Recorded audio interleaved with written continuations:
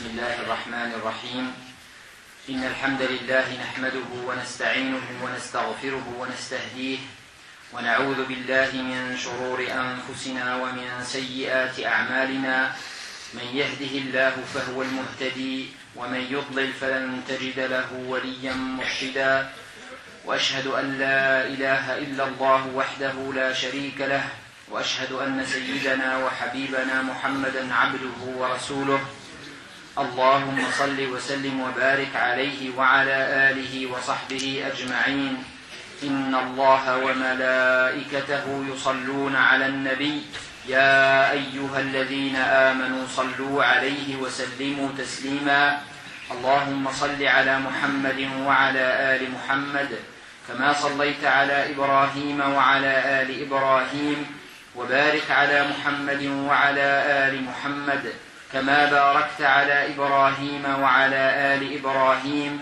في العالمين إنك حميد مجيد أما بعد السلام عليكم ورحمة الله وبركاته.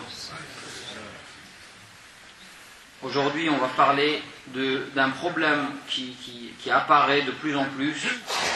Il s'agit de donner des fatwas, de donner des réponses concernant des questions importantes de la vie de chaque musulman sans avoir les éléments pour donner des réponses.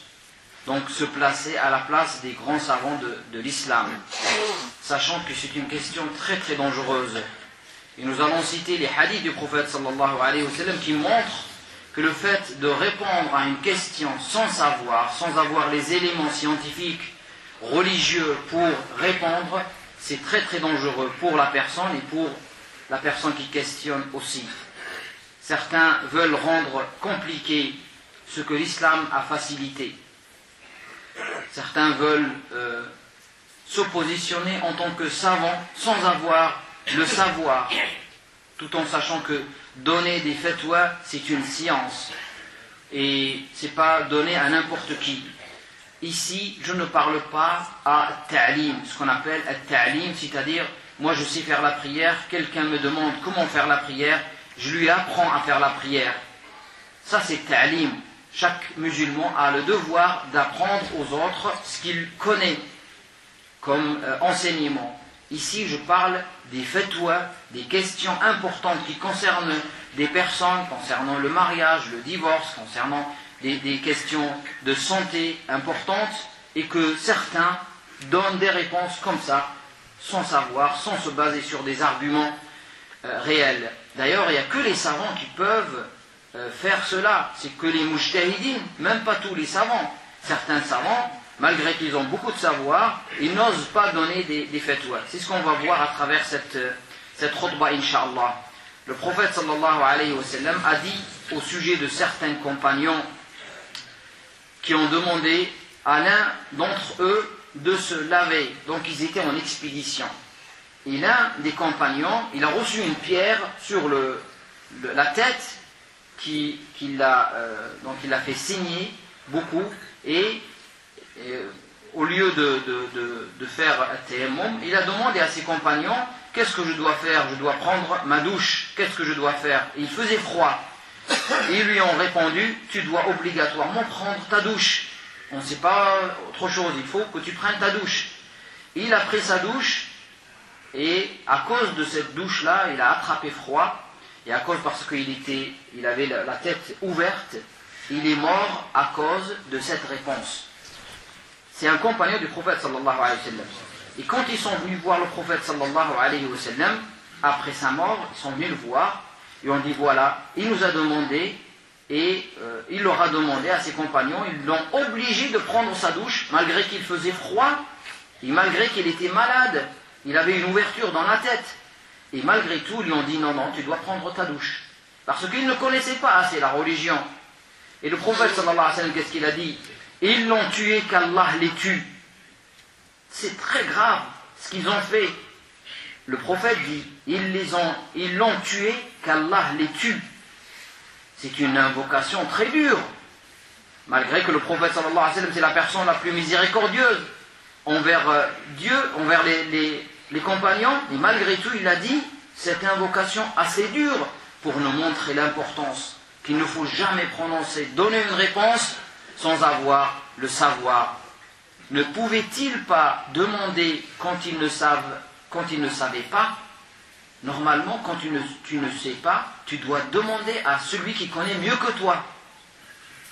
La question est le remède de l'ignorance, nous dit le prophète sallallahu alayhi wa sallam. Le fait de poser la question, c'est ça le remède de l'ignorance. Il lui suffisait de faire le tayammum. Il lui suffisait de faire le tayammum, nous dit le prophète sallallahu alayhi wa sallam. Tayammum, c'est les ablutions sèches. Il suffisait pour ce compagnon de faire le tayammum, et voilà, au lieu de se faire tuer à cause de l'eau, parce qu'il était malade, il lui suffisait de faire le tayammum. Donc, c'est pour ça qu'il est important, le prophète nous dit dans ce hadith, la question est le remède de l'ignorance. Quand je ne sais pas, je n'invente pas de ma tête pour que les gens ne disent pas de moi que je suis ignorant. Si je ne sais pas quelque chose, dire je ne sais pas, c'est une réponse complète. Certains ont honte de dire je ne sais pas. Il fait la prière depuis un certain nombre d'années, il a honte de dire je ne sais pas. Quelqu'un vient lui poser une question, il va inventer une réponse sans avoir vraiment la science. Il va donner une réponse. Et c'est ça qui est grave. Et généralement, les gens, quand ils donnent des réponses, c'est dans le sens où pour rendre plus dure la religion, plus complexe. Et ce n'est pas ça l'esprit de la religion musulmane. Bien le contraire. Et nous allons le voir à travers les versets coraniques, les hadiths du prophète sallallahu alayhi wa sallam. La religion, ce n'est pas la contrainte. La religion, ce n'est pas forcément la contrainte. Certains croient que plus on est dans la contrainte, plus on est dans la difficulté, mieux c'est.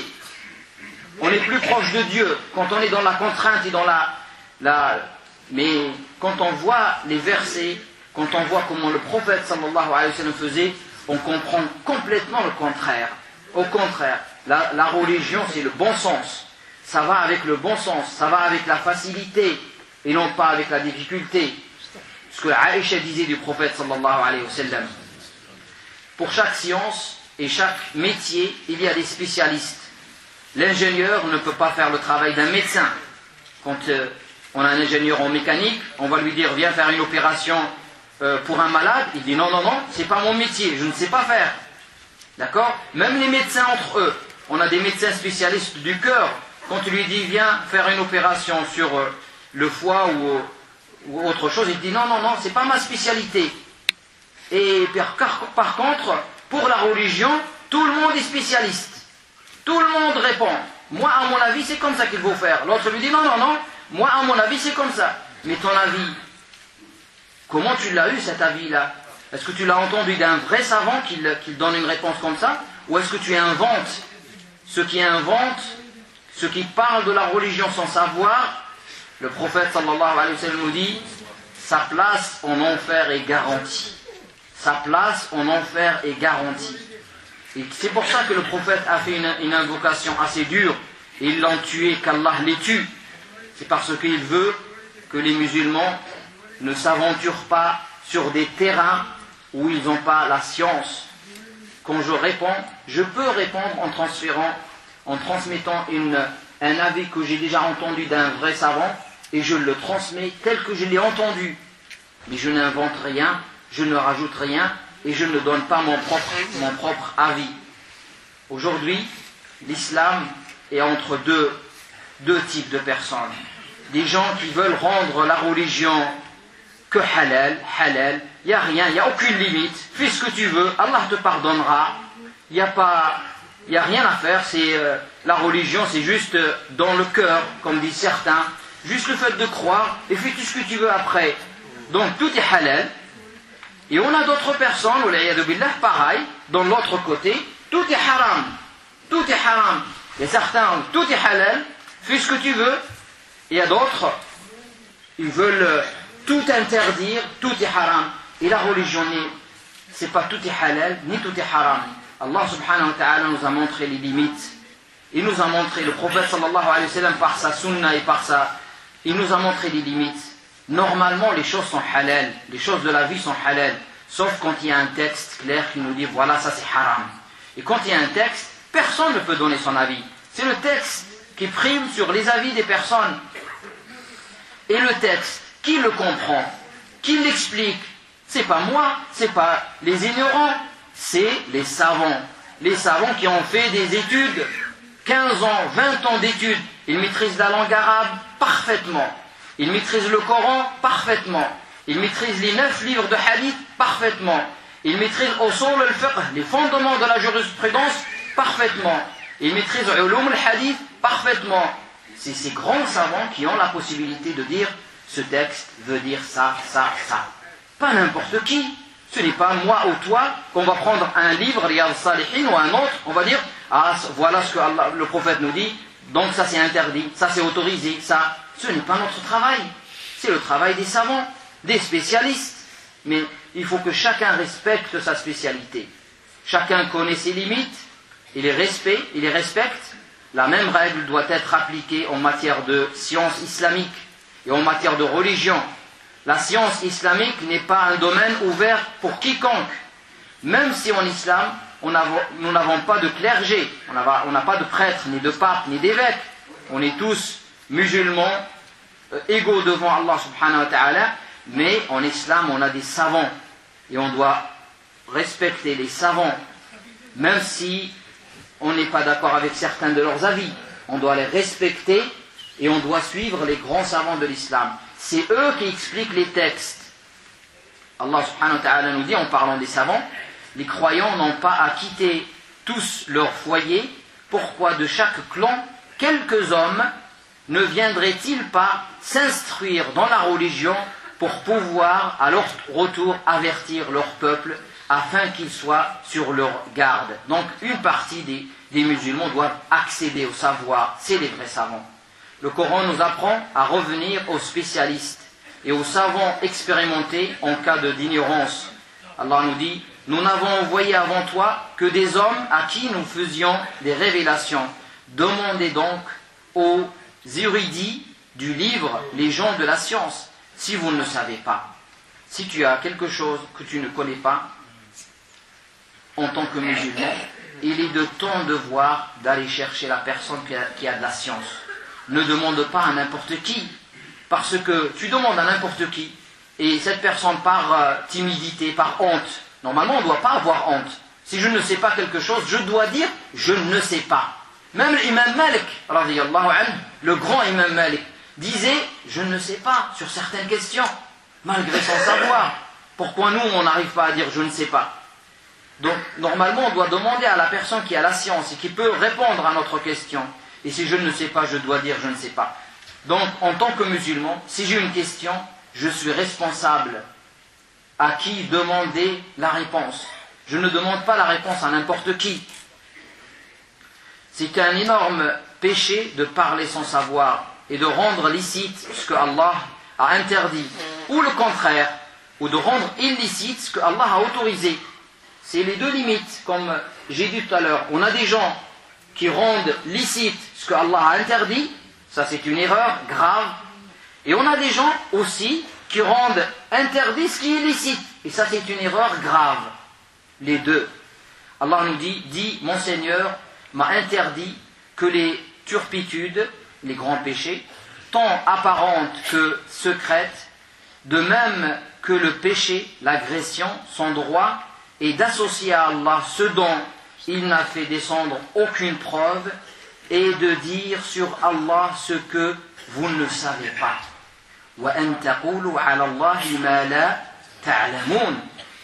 Regardez, juste après l'association, comme vous le savez, c'est le plus grand péché.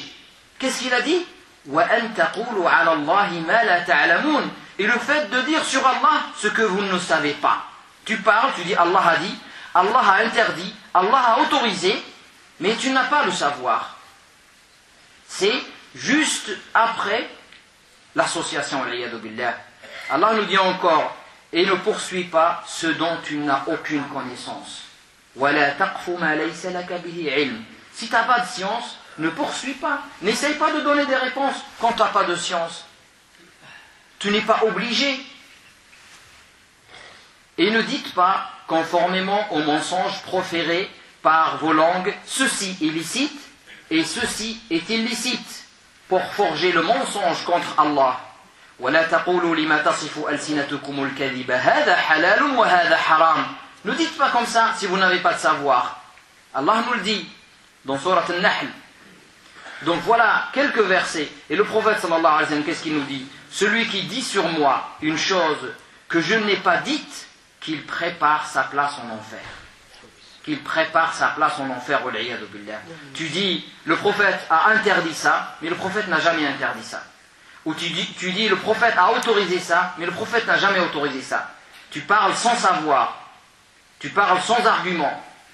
Donc, ta place en enfer est garantie par le prophète sallallahu alayhi wa sallam.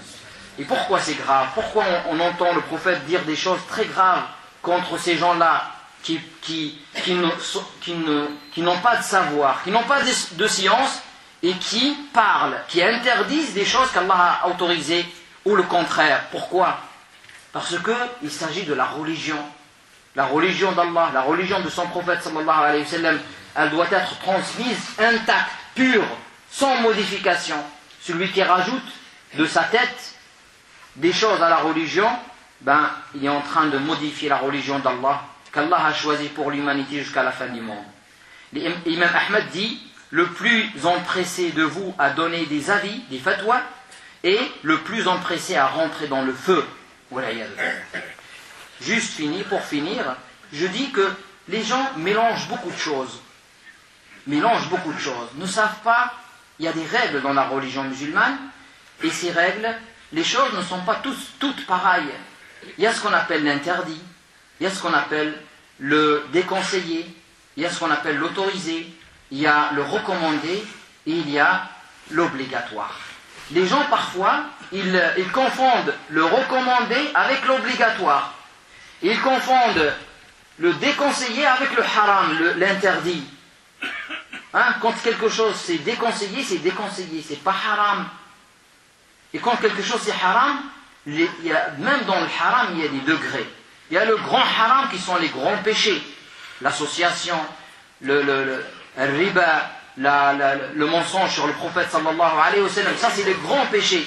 Et après il y a les petits péchés, il y a des interdits, et dans les obligations, il y a les obligations les plus importantes, les piliers de l'islam. Et après il y a l'autre obligation, l'obéissance aux parents par exemple, le fait de manger halal, tout ça. Et donc c'est des degrés. La religion n'est pas juste halal, haram. Certains croient que c'est soit halal, soit haram. Non. Il y a des choses halal, et le halal, donc c'est l'autorisé, c'est la majorité des choses que font les gens.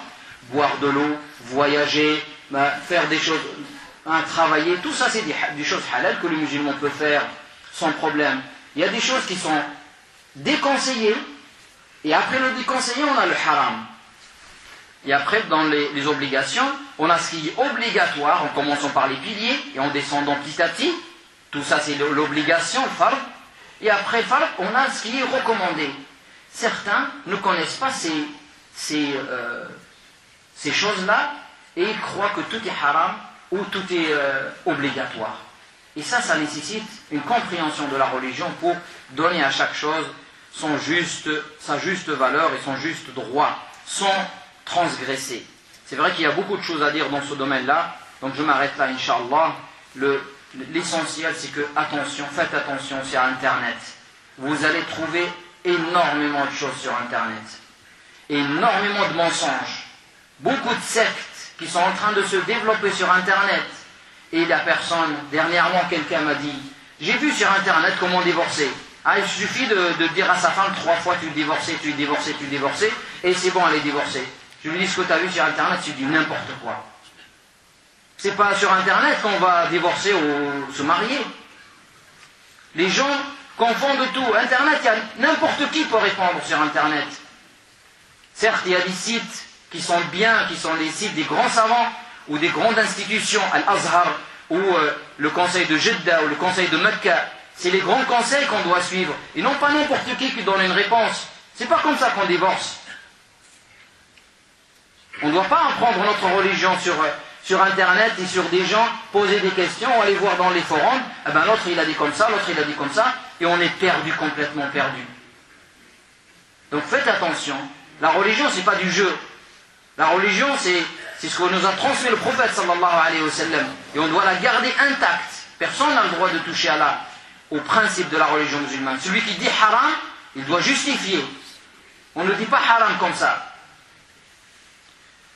نسأل الله سبحانه وتعالى أن يلهمنا رشدنا وأن يعفو عنا وأن يعافينا وأن يهدينا سواء الصراط آمين والحمد لله رب العالمين.